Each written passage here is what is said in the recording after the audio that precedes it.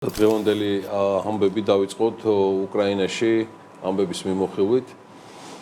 მით უმეტეს შედარებით კარგი ამბები არის ამ ქვეყნიდან, სხვათა შორის უკრაინა და მისი ავტოკეფალური ეკლესია იყო პირველი, რომელმაც მწუხრი სამძიმარი გამოთქვა პატრიარქის გარდაცვალების გამო. გარდა ამისა არის გარკვეული ცნობები საომარი მოქმედებებიდან, რომ უკრაინამ მცირედი ტერიტორიული უპირატესობა მოიპოვეს ოკუპანტების წინააღმდეგ და დაიბრუნეს წართმეული ტერიტორიების მცირე ნაწილი.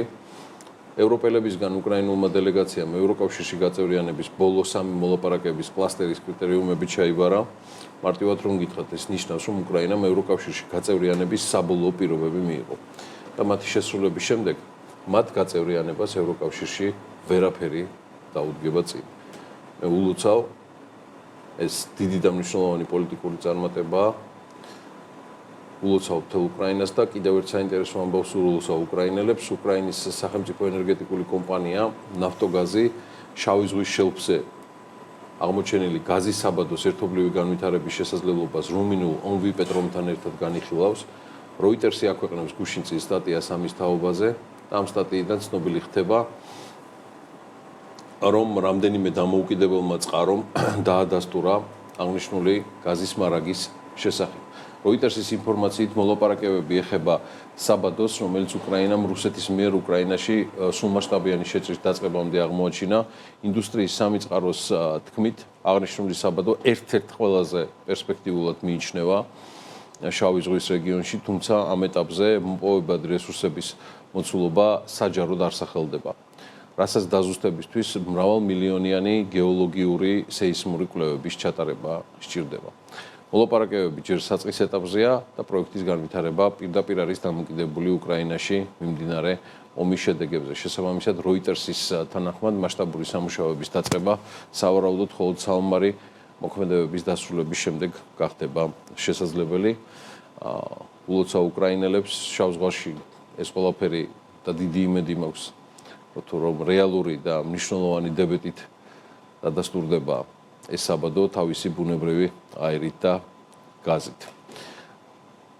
გამარჯვება და მეტი ასეთი ამბები უკრაინას. მე გული მწყდება მარტო იმაზე, რომ ძალიან მახარებს უკრაინის წარმატება, რომ შავ ზღვაში დიდი ალბათობით გაზის მარაგებია აღმოჩენილი, მაგრამ ეს შავი ზღვა მე მგონი მარტო ჩვენთვის აღმოჩნდა შავი. დანარჩენი კიდევ ვისაც არ ეზარება, ყველა აშენდა ან აშენდება შავი დედალივით გზაში. რაც შეეხება ახლო აღმოსავლეთში არსებულ ვითარებას, ისრაელმა გუშინ წინ მნიშვნელოვანი ოპერაცია ჩაატარა, რის შედეგადაც ლიკვიდირებულია ირანის ეროვნული უსაფრთხოების საბჭოს ხელმძღვანელი ალი ლარიჯანი. დადასტურება მოხდა მხოლოდ გუშინ და ლიკვიდაცია გუშინ წინ არის განხორციელებული. ის ქვეყნის ერთ-ერთი ყველაზე გავლენიანი პირი გახდათ, რომელიც უზენაეს ლიდერ აიათოლა ალი ხამენეის სიკვდილის შემდეგ ქვეყნის არაფორმალურ მმართველადაც მიიჩნეოდა.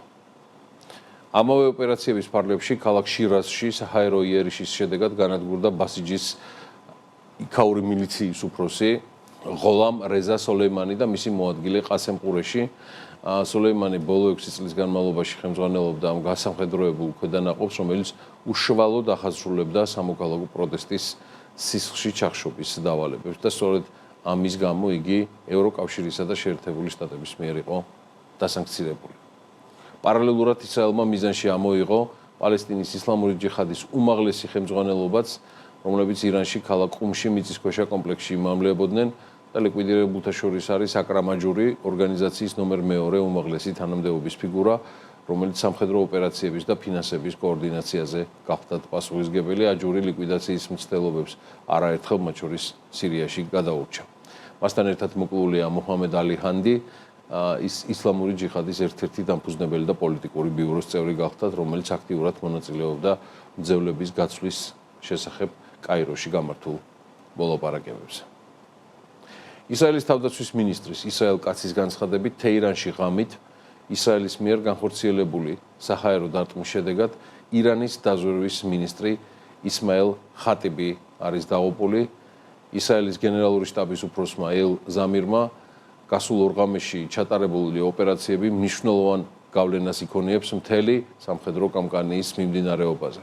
მისი განცხადებით ირანის რეჟიმის რეპრესიული ელემენტებისა და მათთან დაკავშირებული უცხოური ტერორისტული დაჯგუფებების ლიდერების განადგურება მიზნად ირანის მართვის და კონტროლის სისტემის სრულ პარალიზებას ისახავს.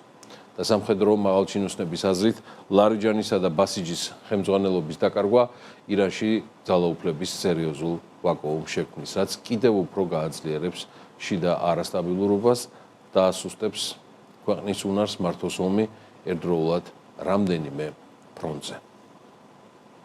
ისმის კითხვა და ეს რამდენჯერმე დაისვა მსოფლიო მედიაში, რატომ არ ნებდება ირანის მთავრობა მაშინ, როცა მისი პოლიტიკური და სამხედრო ლიდერების უდიდესი უმრავლესობა განადგურებულია და ფიზიკურად ლიკვიდირებული. ამ საკითხზე კომენტარი ირანის საგარეო საქმეთა მინისტრმა გააკეთა აბას არაღჩი CBS-თან ინტერვიუში კაფეოდ განმარტავს ოფიციალური თეირანის პოზიციას მიმდინარე კონფლიქტთან დაკავშირებით.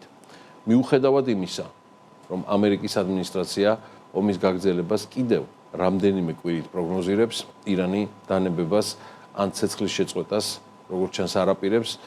არაღჩი ამტკიცებს, რომ ეს კონფლიქტი ირანის მხრიდან არ დაწყებულა და მისი თქმით ეს არის პრეზიდენტ ტრამპის, ვციტირებ, ირანის საგარეო საქმეთა მინისტრ პრეზიდენტ ტრამპის მიერ არჩეული ომი, რომელსაც მინისტრი უკანონოს უწოდებს. არაღჩი იმასაც აღნიშნავს, რომ შეერთებული შტატების მხრიდან სამხედრო მოქმედებები ხშირად არა სტრატეგიული აუცილებლობით, არამედ გართობის მიზნით ხორციელდება, რაც მისი აზრით ომის დანაშაულის ტოლფასია.